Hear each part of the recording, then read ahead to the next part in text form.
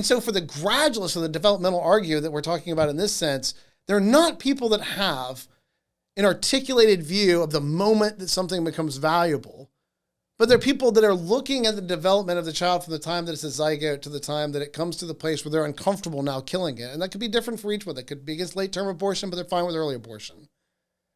It could be post-viability, whatever. What they're doing is looking at it and they're saying, I don't know what the change is, but it's obvious to me that this thing here is different from that thing there. Enough has changed so that I need to treat this with respect and I can do whatever I want with that. That, to me, is where most people live when I'm talking to them about abortion. So it's not that they have an articulated view of what, when I say what changed, that they can tell me the exact thing that changed. It's that they see a lot of things working together in cooperation to change the nature of the life so that it went from being the kind of thing we're allowed to kill to the kind of thing we're not. Like I said, this has repercussions back to embryonic stem cell research, IVF, and abortion, all of these. So let's address that. That's what I wanted to spend a little time addressing, because I think that is where the majority of people, so that's the simplest version of it right there.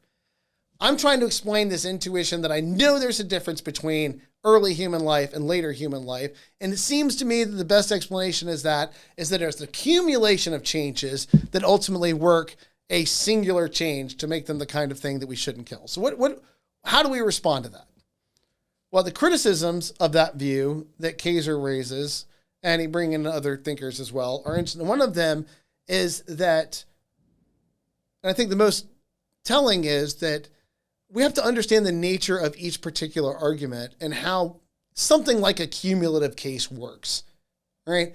The idea of making a case stronger by being able to take multiple lines of evidence and merge them together.